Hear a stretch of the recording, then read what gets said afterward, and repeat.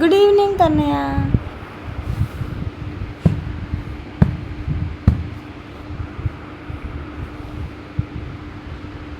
Kannayya good evening.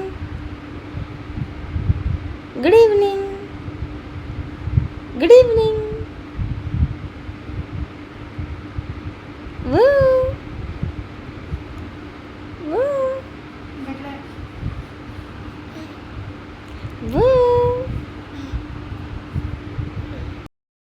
Hello అందరికీ.